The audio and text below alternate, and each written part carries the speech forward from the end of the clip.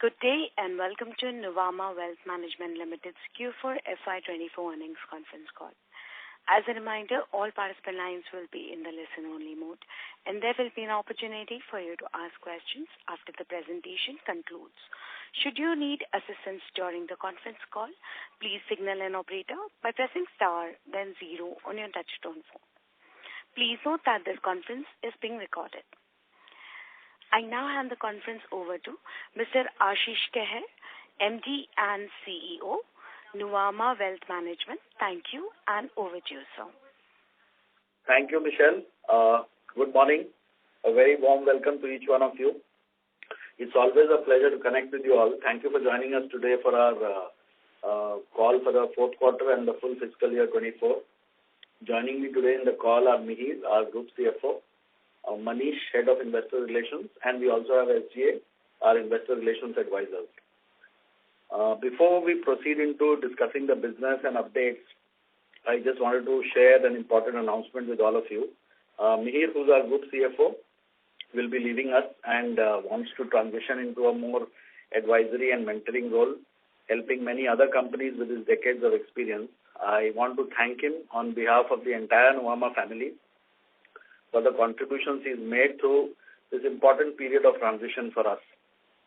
He came about 6-7 months before we started our demerger process, handheld us through the entire process of demerger listing, and has built a very, very strong foundation of the finance function and of the investor relations function for us to build it from here.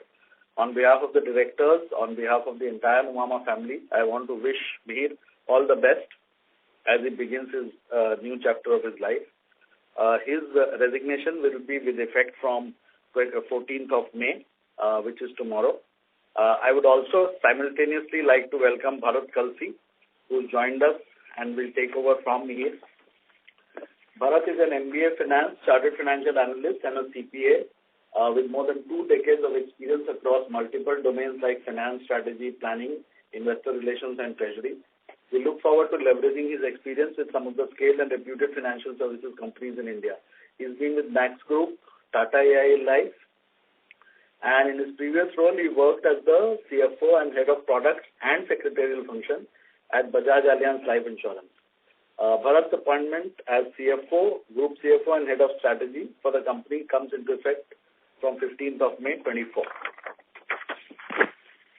Coming now to results. We've actually shared our results presentation data book like always. Hope you guys got a chance to look through it over the weekend. We've added some more slides to give more color around our business. I'll briefly summarize on the business outlook and share the progress we've made, some in quarter 4 and some full year, and then hand over to Mihir. He will take you through the numbers and then we can jump into the Q&A. Overall, I think the strong business momentum continues. Our integrated and diversified business model, which we consciously choose to deploy, serves us well. It basically helps us deliver the comprehensive set of solutions to clients and also deliver superior results to our shareholders. And growth trajectory actually continues across both the wealth management segments, the UHNI and mid-market. Our revenues there grew by about 17% YOY. This I'm talking full year. And profits by about 24%. This was after absorbing the material impact of AI revenue shifting to trail due to the changes in regulations and scaling up capacity significantly in both the segments. Both segments, I think growth cost, as per our calculations, is more than 100-150 basis points. Despite that, I think businesses have delivered this growth, which makes us extremely satisfied. We also benefited, from the significant activity which happened both in primary markets and in secondary markets, which gave a fillip to the capital markets business. And overall revenues for Nuvama grew by about 31%, and with the operating leverage kicking in, the profits came to about 62% full year. This was also a very, very important year for us. Some other milestones which happened. We changed our brand identity in April. We demerged from Edelweiss in May, and in September we got listed. All 3 big milestones, I think, happens once in a lifetime of any company. I'll now quickly get into each of the businesses. Wealth management, both Q4 and full year saw growth. You may see that the PBT number in Q4 is flat Q on Q. That is because of the variable cost catch-up. If we normalize that, both segments have seen growth of around 7 to 15% Q over Q. The assets have now grown to about 2.5 lakh crores. They grew by 36% year on year. And traction, as I said, is there in both the segments, which in our view basically mirrors the entire wealth management story of India. Coming to Nuvama Wealth, I think the demand there continues to grow. In our view, the mid-market continues to present an interesting opportunity because it's growing leaps and bounds, not only in tier 1, but across, the entire country. And I think it is the most underserved segment by the incumbents. So it's a combination of both. I think it can absorb number of more players and still continue to grow. We've added about 200 RMs in quarter 3 and quarter 4, and now our strength is about 1,100.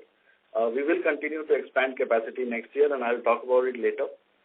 As we scale, because we are getting people now from banks, we've actually invested intensively in our learning and development programs, because most of the people who come in now come from a background where they are trained well on selling traditional products, which is, you can say, deposits, mutual funds, loans, insurance.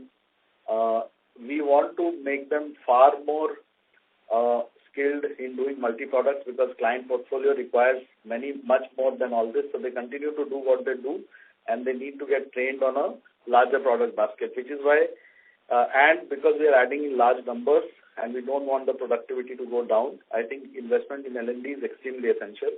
In addition to that, I think we've also leveraged significantly on technology. I mentioned in the last quarter that we launched something called as a One Platform, which can be useful to clients, our relationship people, and external wealth managers.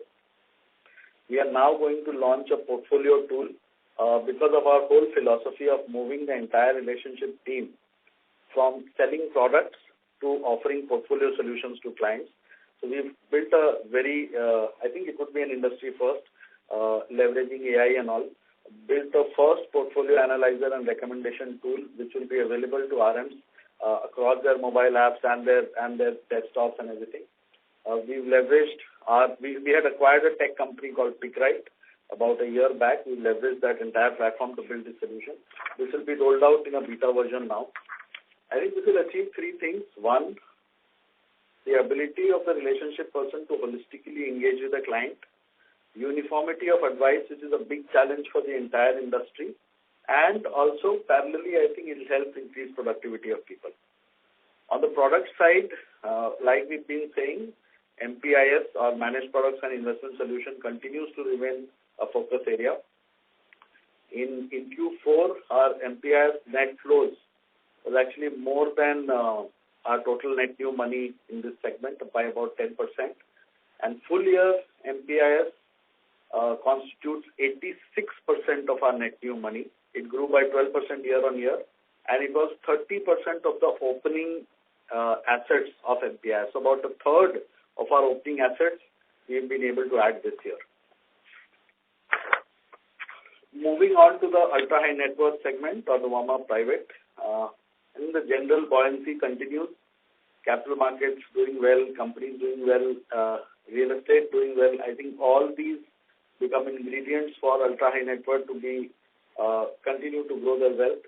And I think Nuvama Wealth, where mid-market, where there is no ambiguity that it is across India, now we can see even in the ultra high net worth, the concentration is going beyond top tier cities. We've been able to expand into 6 cities beyond tier 1, and I think I don't think there's a demand problem. It is the ability of service providers to reach there, to find the right talent to reach there. The market is out there to be tapped. Capacity, I spoke, we've added about 20% here, and we'll continue to add. The key challenge here obviously remains that how you keep attracting the relationship people. And I think what we realized long back, and we continue to invest in improving our product platform, because the stronger the platform is, your ability to attract clients, relationship people continues. and that is the key differentiator that we will continue to invest in. In terms of clients, we've added about 170 new families in this quarter. And on the product side here, our focus remains ARR revenues. It's not that we don't like transactional revenues. I think it is a key component, and not only in India, globally, because it serves certain components of client portfolio. And the income accounting is unfortunately the way it is, so you can't convert it into ARR. So you have to look at the client wallet and then make your product proposition. On the ARR side, net flows were much faster than overall net flows for fiscal 24. Our overall net flows were about 12%, and ARR net flows were about 21%. No, sorry, overall was about 9%, and ARR net flows was about 21%. Q4, you will see a dip in the NNM, but actually the ARR net flows is about 2,400.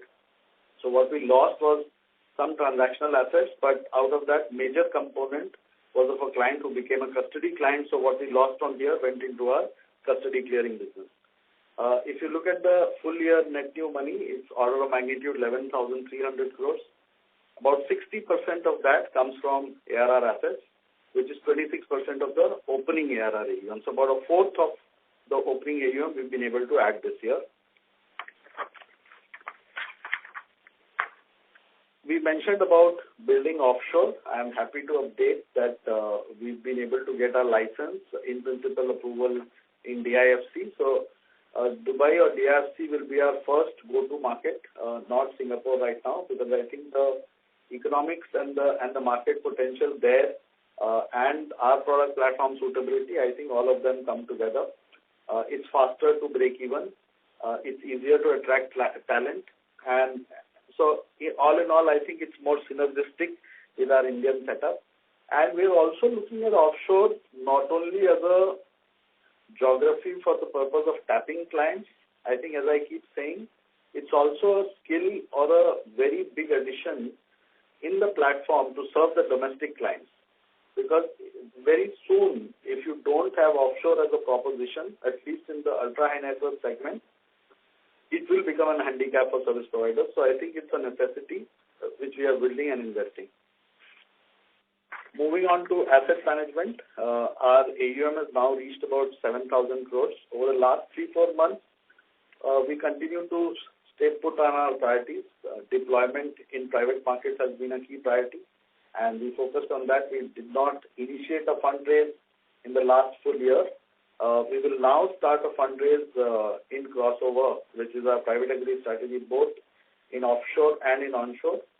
We are working with a placement agent in the offshore market, which works with the family offices in the Middle East.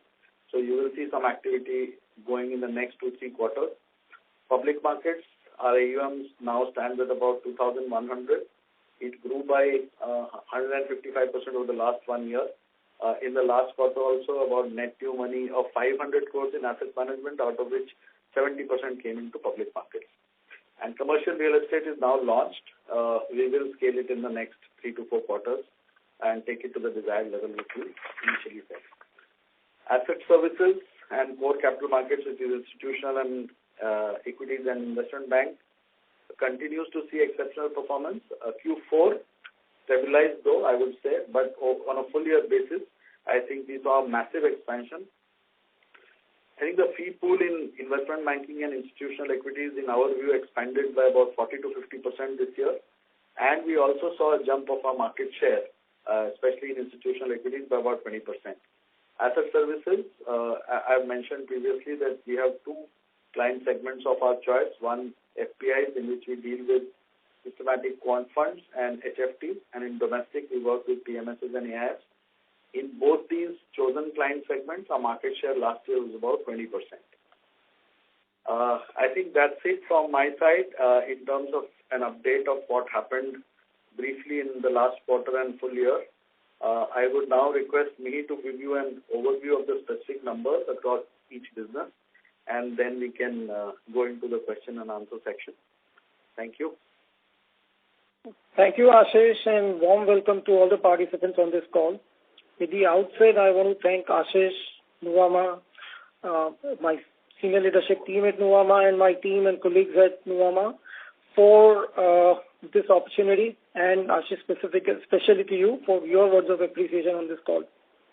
I also want to thank you all for the insightful interactions that we have had on these calls and also on one-on-one meets that we have had over time. I wish you all the very, very best. With this, I come to the specifics of our performance for quarter 4 and FY24. For us, the FY24 was a buoyant year at Nuvama. We saw a well-rounded performance and healthy growth in operating and financial parameters across all the 3 businesses. Coming to our businesses, and AUM first, our aggregate client assets stood at rupees 3,45,957 crore as at end of FY24, which then grew by 50% year-on-year. Of this, client assets under wealth management business, constituting Nuvama Wealth and Nuvama Private, stood at rupees 2,47,835 crore and grew by 36% year-on-year. Nuvama Wealth client assets stood at rupees 77,930 crore as at end of FY24 and grew by 48% year-on-year. MPIS assets stood at rupees 3,018 crore as at the end of FY24 and grew by 39% year-on-year. In Nuvama Private, our client assets stood at rupees 1,69,904 crore at FY24 end and grew by 31% year-on-year. Our ARR assets within this Nuvama Private grew at 31% year-on-year to rupees 33,421 crore as at FY24 end.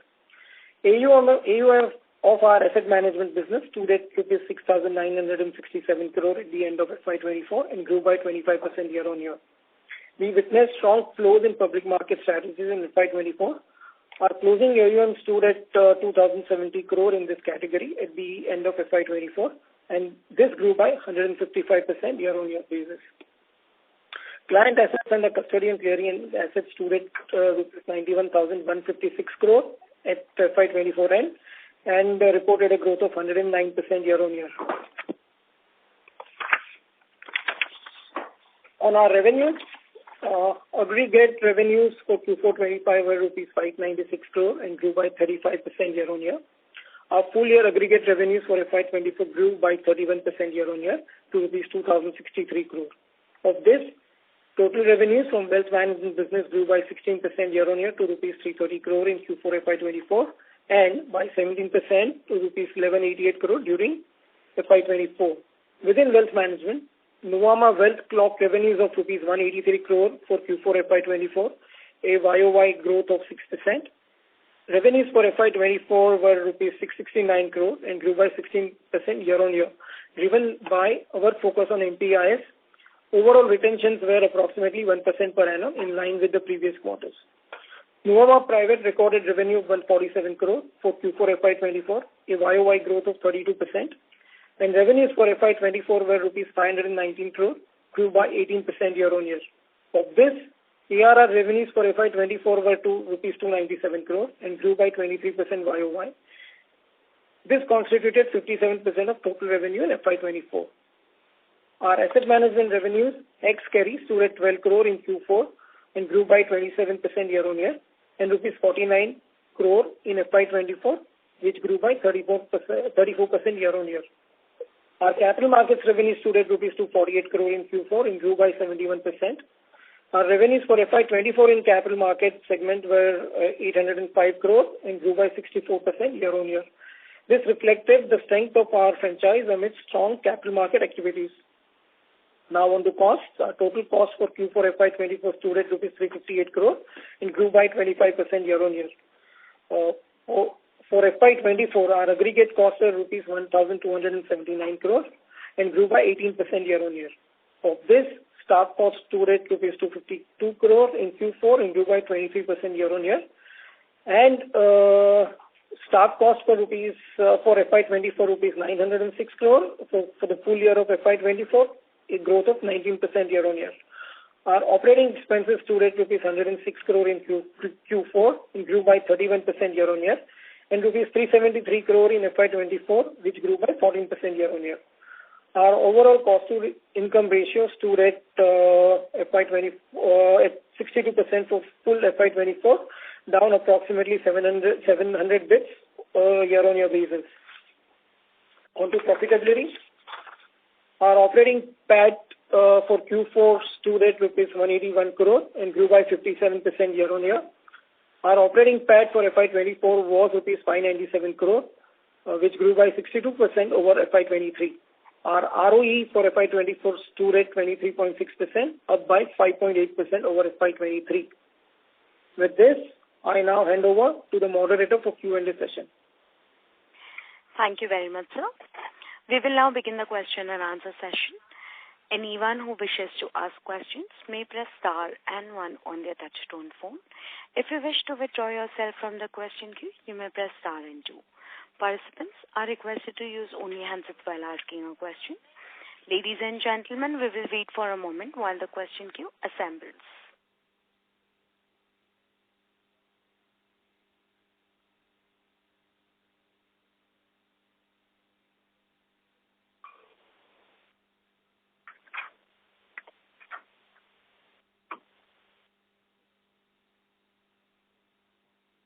You may please press star and one to ask questions.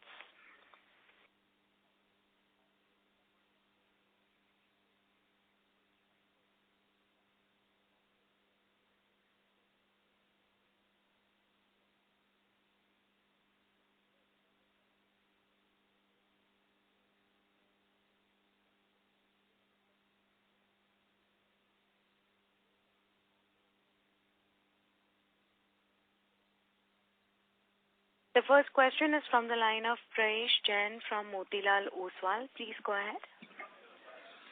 Hi, good morning, everyone. So firstly, congratulations, decent set of numbers. Firstly, if you look at your cost-to-income ratio, particularly if I look at it in Nuvama Wealth, it has kind of, while for the full year it's down to 65%, but if I look at the last couple of quarters, it's been higher at 66 and 68%. How should we think about this from FY25 perspective? And what is your, in terms of RM count addition, what are your plans for Nuvama Wealth in particular with respect to, RM addition? What you would have done for FY24 as well as what are the plans for FY25? That would be my first question. Morning, Pesh. So, if you look at the cost income for Nuvama Wealth for Q3, Q4, and if you look at our hiring, most of our hiring is actually back-ended this year. In fact, till September, the number of RMs were either flat or net negative. Most of our hiring has happened in Q3, and so the full impact of the cost comes in Q4. Okay. That is number one. And there is, when I was giving my opening remarks, I made a mention of the variable cost. We've still not perfected our variable cost estimation, and Q4 was still again a catch-up. If you see, our Q4 revenue is almost about 27% for the year, but our variable cost was 32%. So if I take that impact out, then actually the cost income for Q4 falls back to 65%. Okay. And maybe Q1, Q2 will inch up slightly higher. Now next year, see, for this business, what will now happen is that what you've hired now will start producing maybe from 3-4 months from now. So their cost actually came now, but their revenues will start coming later. In this business now, the whole game of cost income is based on how much you will hire in a year and whether it will be front-ended or back-ended. Now this year it was back-ended in about 220 RMs. Next year, if we stick to the same, the cost income should actually fall by 100 basis points. However, if we choose to hire more and if we front-end the hiring, the cost income may actually remain here or may slightly go up. But then year after and the year after, we plan to hire lesser. So I will be more comfortable in giving you a 3-year trajectory. From a 3-year perspective, we want to add about 800 people, 3-year perspective. Now, the spreading could either be equal or slightly more in FY25, depending on how the markets are. But at the end of 3 years, our target is 60%, and that is on track. Perfect. Second is on the new money, whether we talk about, from an overall perspective, how do you see new money flowing into the next year? For Nuvama Wealth, it is from 5,400 odd crores, we've gone to 5,800 odd crores, and even in terms of Nuvama Private, we've seen kind of a moderate kind of a growth from 10,000 odd crores in ARR and transaction assets to 11,000 odd crores. How do you see net new money, and what are the kind of drivers we should look at from FY24? One is obviously the RM count addition that adds to it, but from a 2 to 3 year perspective, how do you see the net new money kind of flowing? So, broadly, if I look at historically, and I have seen this year over year, and if you do this computation, typically your net new money which comes in is about anywhere between 10 to 12% of your opening assets. Okay. Given the combination of assets, and then you add the compounding which happens on the assets, which is why I keep saying that 18 to 20% AUM growth is what you can aspire. Some years will be more, some years will be lesser. Like last year was lesser because of the mark-to-market was lesser. This year the mark-to-market is higher, so the growth is higher. Having said that, in both these, if you look at the growth in, let's say, net new money, the way we are targeting MPIS as a focus area, that has grown by more than 30% of the opening AUA. And in Nuvama Private, ARR has grown by more than 26% of the opening AUA of that asset class. So blended basis 10 to 12%, but focus areas should be 20-25% plus. Got that. I just two more questions. One is retention on average ARR earning assets has been down in Nuvama Private. Is this because of product mix or anything particular that we have to look at? No, this is basically product mix. In Q4, our focus was more on building PMS type assets. See, the products basically are essentially PMS, AIF, CAT 3, CAT 2. There is a minor difference. MS. These are largely the products which will generate ARR.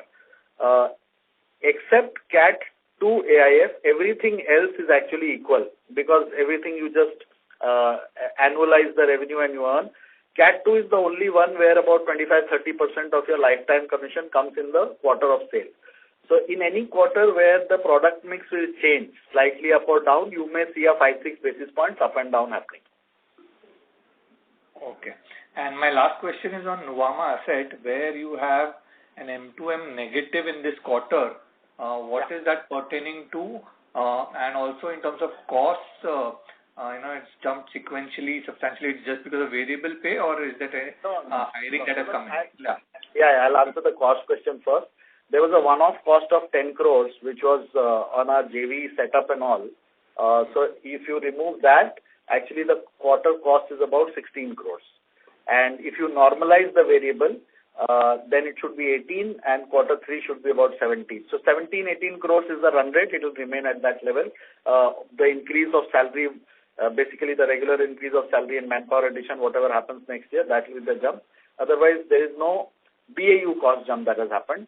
The M2M impact is in our crossover funds. There were a couple of assets which were digital assets where we have done a revaluation and marked them down. Got that. Thank you so much and all the best. Thank you. Thank you. Ladies and gentlemen, in order to ensure that the management will be able to address questions from all the participants in the conference, kindly limit your questions to 2 or 3 per participant. Should you have a follow-up question, please rejoin the queue. Thank you. The next question is from the line of Abhijit Sakhare from Kotak Securities. Please go ahead. Hi, good morning, everyone. The first one is a data question for both wealth and private division. Could you give us a split of asset mix across, equity, listed, unlisted, and fixed income? I think direct equity will be around 40%, and fixed income maybe another 15-20, and balance will be managed products. Almost for both similar. The mix is similar across both divisions? Almost similar. Not too much difference. We can, I think this is what I remember offhand. Correct. And second is, if you could, just mention 2-3 action points to improve productivity and operating leverage over next 1 or 2 years. So operating leverage clearly, like in the past 4-5 years, what is happening now is that the major cost addition is happening only in the sales capacity, because your platform, your infrastructure, technology, everything is almost there. The delta cost will be negligible. And when you add sales capacity, typically you reach the productivity keeps increasing year on year for the new sales capacity, and you reach your desired level of productivity. In Nuvama Wealth, it's slightly faster. Nuvama Private, maybe slightly longer. But you take about 2 to 3 years. If they reach 4x, then every 1x of cost addition, you add about 3x of additional revenue or profitability without a commensurate increase in cost. And that is the key driver. Productivity improvement, multiple things are happening, and I think technology is playing a huge role. In Nuvama Wealth, we are basically rolling out a lot of support-enabling technology solutions for RMs, which will help them increase their throughput. Traditionally, what used to happen, people will go and sell a single product. Now you've given them a portfolio analyzer tool, which can then help them address the entire assets of the client. Even if they are not with you, they will be able to recommend stuff. So throughput of the RM per interaction keeps going up. And I think technology is the main solution which you have to embed, and some amount of playing of the product mix. These two will basically lead. And the fact that your other costs are not going to increase substantially because your broadly infrastructure and platform is set, that will lead to your operating leverage. I got it. Thanks a lot. Thank you. The next question is from the line of Lalit Deo from Equirus Securities. Please go ahead. Yeah, hi sir, good morning.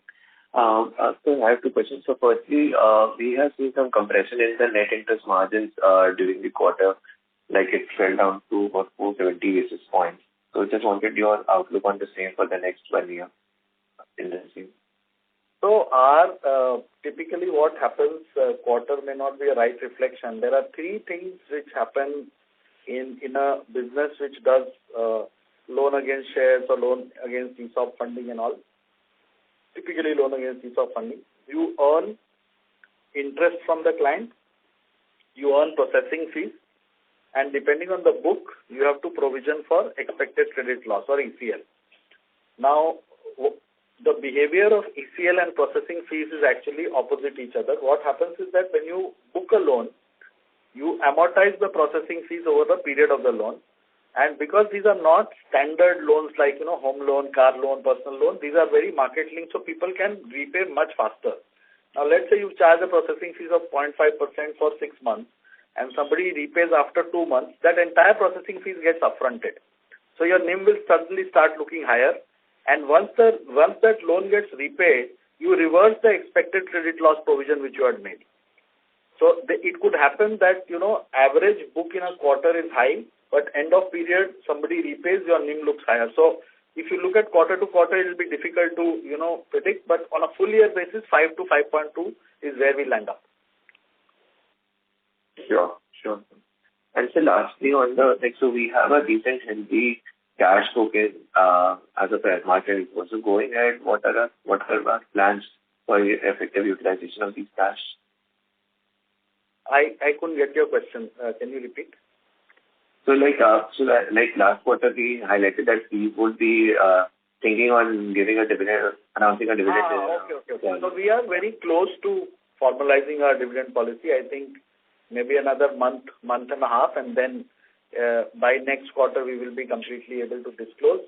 I keep saying that our bent is towards paying dividend, and we will soon close that, and we shall proceed with it. And I think in the next call we'll be able to articulate our dividend policy. Sure. Yeah. Thanks. Thank you. The next question is from the line of Jayant Kharote from Jefferies. Please go ahead. Thank you for the opportunity and congrats on a great set of numbers. Sir, on the Nuvama Wealth piece, the retention on client assets is slightly inched down to 94 bits this quarter, it seems, has been moving down from 104 bits. So, firstly, only because of the MTM of the brokerage assets. Actually, the yield on our MPIS assets is either steady or it's higher in Q4 because in Q4 insurance numbers go up. But the MTM of brokerage assets, if that expands because of the market phenomena, your denominator expands. That is the only reason. Great. Sir, if you could also give out your MPIS assets outstanding, I think 2 quarters back you mentioned it was 35% of your AUM. So if you could give us that number, it helps us to track this. 1 second. I think MPIS assets would be around 30%. Yeah. It would have come down over last 2 quarters? It ranges between 30 to 35. The problem is that the brokerage assets typically has higher MTM because they are directly linked to market. So the way you have to look at the business is you don't control MTM, right? And MTM is given by the market. What you control is the net new flows. Now, net new flows of about 5,700 crores came into this business in full year. Out of that, 86% came in MPIS. Yeah. And which constitutes 30% of the opening balance. So that will give you a sense of how we are driving. Now, let's say tomorrow if, God willing, market doubles, I mean, the percentage of assets will come down, but that's because of MTM. Okay. So 5,000 crore was 30% of your flows. 5,800 crore, 5,700 was the total net money. Yeah. Out of that 5,000 was... Yeah, 5,000 was MPS. That's right. Yeah. So how should this trend, sir, now that you're adding more sales force, how should this trend over the next 2 to 3 years? And then how has this trended over the past couple? I mean, how has this scaled up? Because you've gone from 600 to 1,000. I know it's very recent addition. But if you could give us some color, how has this scaled up and how does this number move from the next 2 to 3 years? So I think anywhere between 25 to 30% growth on this is what we will target. This has actually over the past, if I see number of years, it has grown substantially. 7,000 has gone to order of magnitude 25-30,000. So, and every year it has grown at that kind of a pace. So I think that will only continue to grow with more number of RMs coming in and more from, let's say, the banking fraternity where their understanding of these type of products is more. I think 25 to 30% is the bare minimum we will look. Great. And the yield should be stable on this one? Ideally, yes. So we are increasing the proportion of business of mutual funds and PMSs in this business. In fact, in this year, September onwards, we've increased the focus because now our RM mix is also changing. About 30-40% of the RMs have now come from banks and they're extremely comfortable.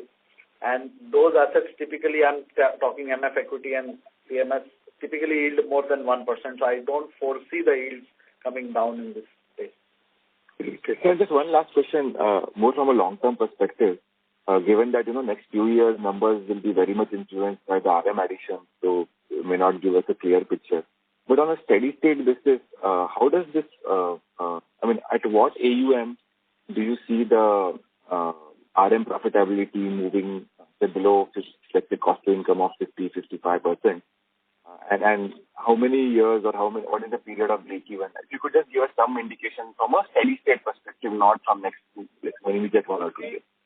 If we stop hiring RMs, let's say today, in the next 2 years, we should hit 60%. With the addition of RMs, we are saying maybe 3 years, we are targeting 60%. And at any point in time, if you stop hiring RMs, over the next 2-3 years, you can reduce 150-200 basis points and reach 50-55. I don't think it will go below 50-55 ever because there will be a churn of RMs also. New RMs will keep coming in and going out. But 50-55 is a very, very steady state basis. But in India, for the next 5-10 years, I don't think you'll reach a situation where maybe, yes, there will be a year of catastrophe when you will say no hiring, nothing. But the space offers too much growth right now that you will say that you'll stop hiring people and all that. And we are still very, very small, Jayant, in terms of size and scale. Very small. Absolutely. So that's very helpful, and congrats once again on the great work. Thank you. Thank you. The next question is from the line of Nidhesh from Investec. Please go ahead. Thanks for the opportunity. The first question is on asset services. This segment has shown very strong growth in this year. So how do you see this segment panning out, and what is the revenue model in this segment?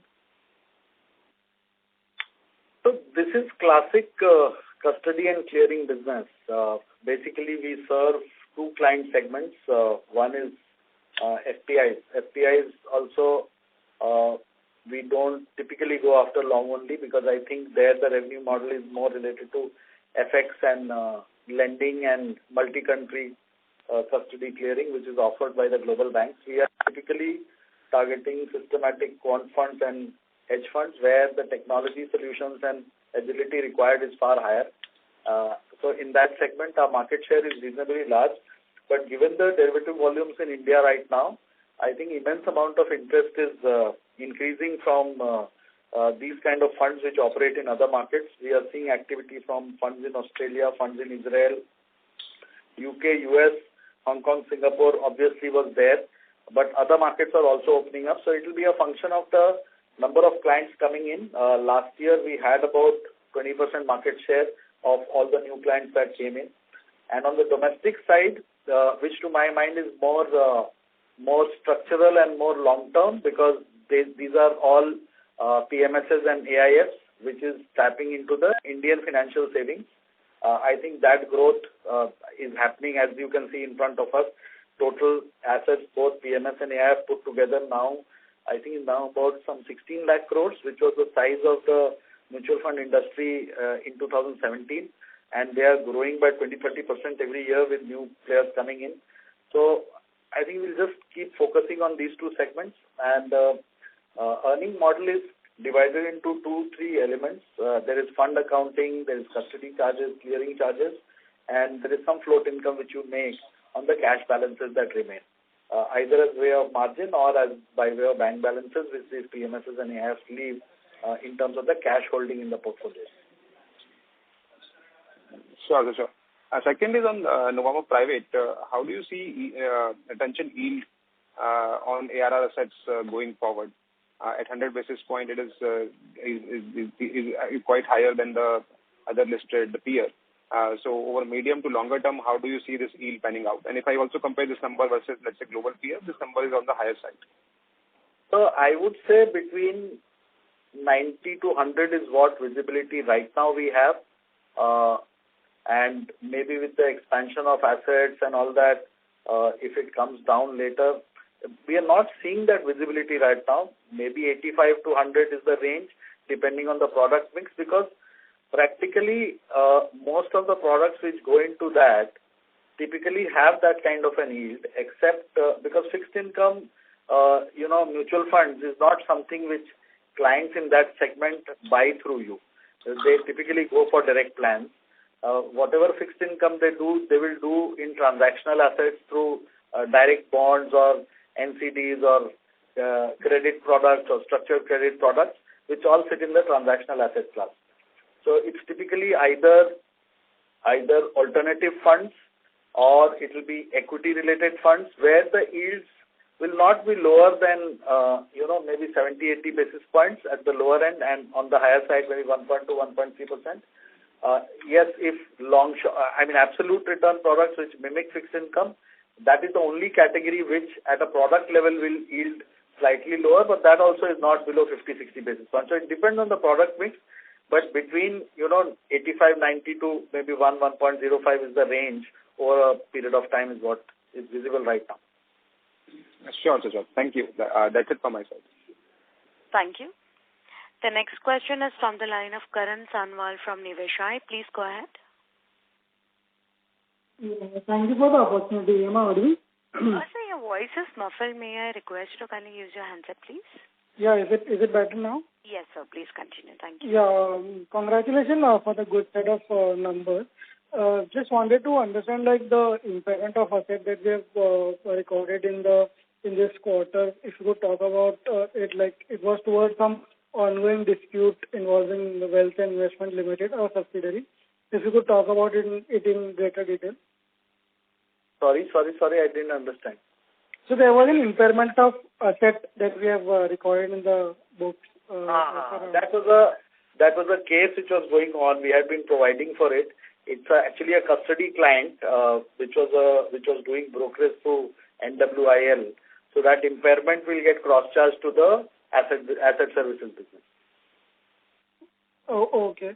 And also, when we see the financial results and when we see the presentation, there's a bridge to financial statement in the form of Annexure 1. So wanted to understand, what would be a better number to look at on a steady state basis going forward?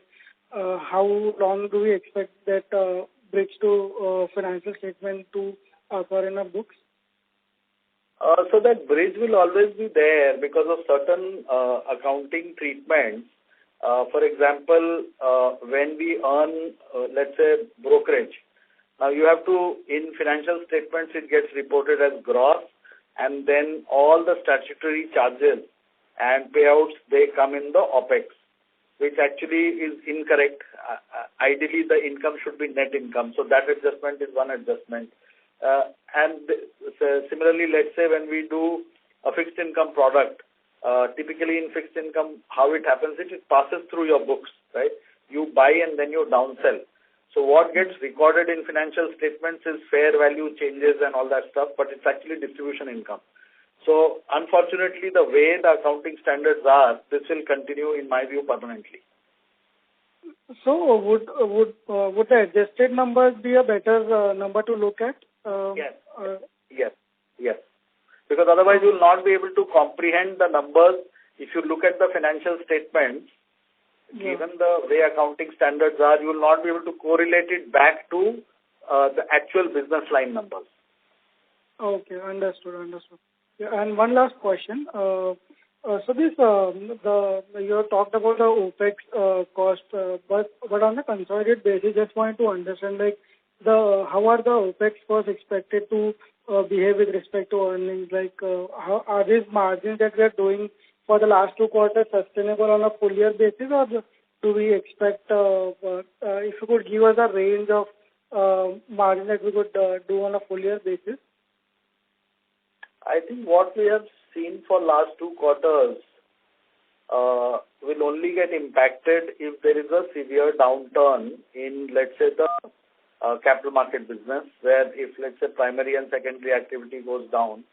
On our analysis on, let's say, variability, even if capital markets business, so for Nuvama Wealth, Nuvama Private, I don't think the margins are going to compress if the market environment remains normal. I'm not saying euphoric and let's say catastrophic. If it remains normal, our margins will remain the way they are, and operating leverage will continue to keep adding to the margins. Asset management is still in an investment phase. Next year, maybe our cost income will be in a similar range or slightly higher. Year after that onwards, you will see a consistent improvement.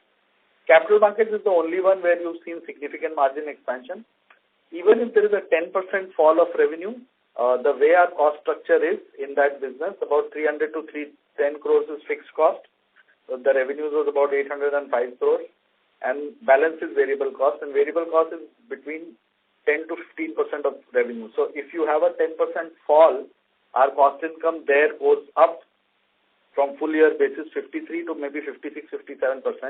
And that has a 100 basis points impact on our overall business. So broadly, unless there is extremely something drastic which happens, I don't think you will see a margin compression from where we are. Okay, that was very helpful. Thank you so much. All the very best. Thank you. We'll take the next question from the line of Yash from Stallion Asset Managers. Please go ahead. Hi, am I audible? Sir, may I request you to kindly use your handset, please, because there is a disturbance on the line. Let me know if I'm audible now. Sir, the voice is airy. I mean, there is a disturbance on the line when you're speaking. I would request you to use your handset. Hello? Yes, sir. This is much better. Please continue. Okay. Thank you for that. Thanks for the opportunity. So I just wanted to understand that we have taken an impairment of 24 crores on Concall basis this quarter, and I think that has impacted the profitability on Y-on-Y basis. So, going forward for next year, do you have any sort of, idea on how this number would behave? No, there is no such impairment next year. Okay. So there is no impairment on that. Okay, thank you for that. And just one more thing, just the previous participant had asked on the capital markets. I just wanted to understand the margin commentary that you had made. So you're saying that going forward, or if you just elaborate please again on your comment, I wasn't able to get it. So if you see capital markets, right now our cost income ratio is broadly 53% for the full year. Right. Now, if let's say we are able to grow, I'm saying modestly by, let's say, 10%, there will be an improvement in the cost income which you are seeing. If we are flat, it will remain the same. If our revenues fall by 10% from where we are, instead of, let's say, 800 crores, we end up 720 crores. The cost income there will go up from 53 to about 56-57%. And that will have an overall impact on the full business by 100 basis points. That's what I meant. Okay. Understood. That's it. That was my question. Thank you. Thank you. The next question is from the line of Rahul Agarwal from Himalaya Investment Advisors. Please go ahead. Thanks for the opportunity, sir. My question was also on the capital markets business. How different is the margin profile for the asset services business that we have and for the capital markets, which is the institutional equities and IB business? So, I think the asset services business has the highest margin because that is a business that requires some amount of capital, licensing, technology, everything. The lowest would be investment banking because it requires zero capital. Everything is done by people. So whatever you earn is 100% ROE, and institutional equities will be somewhere in between. Understand. Can you put an absolute range to where would it be on a ballpark basis?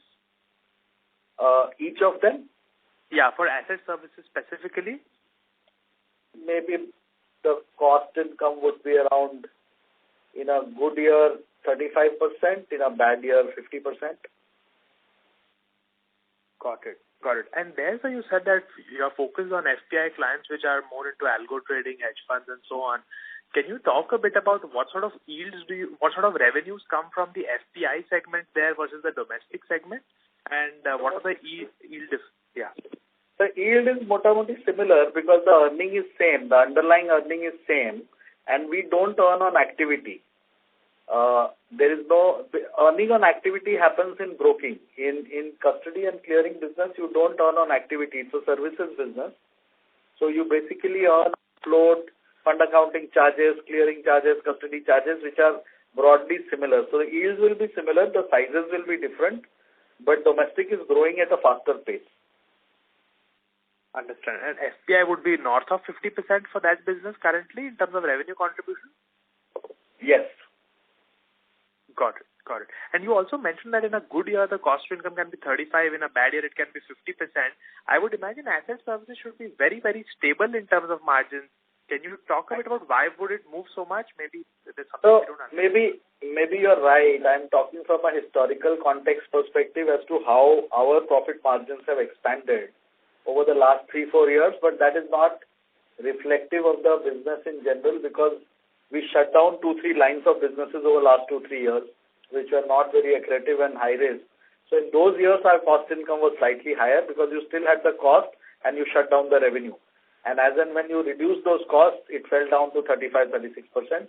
So broadly, I think that should be the range. It should not be, in a normalized year of business, it should be within a 10-15% range and not more than that. Understand. So more like a 35-40% cost to income. So net it's a 60% PBT business in a way for the asset services. Yes. Got it. And one last question on that. What is the revenue contribution of FPI? You were saying something that I could not understand that. So right now about 60% comes from FPI and about 40% would come from domestic. Got it. Okay. Thank you so much, sir. Yeah. Thank you. The next question is from the line of Gurpreet Narang, an individual investor. Please go ahead. Thank you. Hi, good morning, everyone. Congratulations on a decent set of numbers. My question pertains to your asset management business, sir, which I feel has a lot of untapped potential. Can you throw more light on it? How do you plan to scale it up? Thank you. So basically, there are right now three strategies or three broad buckets in which we operate. One is private markets, where we have a crossover fund and a venture debt fund. We plan to keep expanding on the crossover fund as a strategy because we have track record, we have size and scale, and going forward, we will also maybe add late stage. So that is one element where we keep expanding the size of the funds in that strategy, and we are expanding distribution right now. In the initial years, we started only with our internal wealth management distribution. We have now added about 6 other wealth management outfits and banks, and we have gone out and added a placement agent in Middle East, so that's how we will expand distribution there. On the public market side, we now have 3-4 funds. One is a long short, which is over cycles, it's supposed to beat large cap, standard large cap funds. We have an absolute return fund, which is a fixed income replacement. We have a mid and small cap. We will soon be launching a flexi cap, which will be an all-weather equity product. And so in public markets, the idea is to just keep expanding across these strategies, both internal and external distribution. And then we have a real estate fund, which is commercial real estate. There are other areas which we are still thinking about, like private credit, which is now growing very fast. Most of the people have a fund around that, but we are still not clear whether we want to launch and when we want to launch, because there is some amount of overcrowding there. The question is only when and not whether we will do, but right now we are waiting for this. I think across these 3-4, clearly, next year we should be able to add 3,000 to 4,000 crores of assets, which will take us to 10,000. And once we cross 20,000 crores is when the full-fledged operating leverage starts kicking in, because most of your investment teams, operations team, distribution team, everything will be in place. And as you expand the asset size, it keeps adding to your margins. So that's how we are looking at the overall asset management. Thank you. Thank you.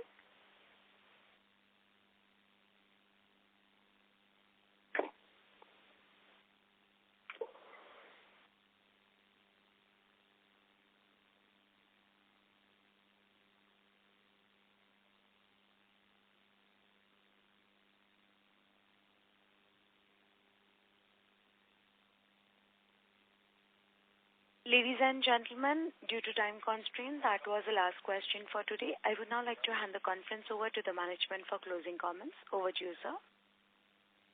Thank you, Michelle. Thank you, everybody, for joining us today. Hope to see you again in the next quarter. Thank you. Thank you, members of the management. On behalf of Nuvama Wealth Management, that concludes this conference. We thank you for joining us, and you may now disconnect your lines. Thank you.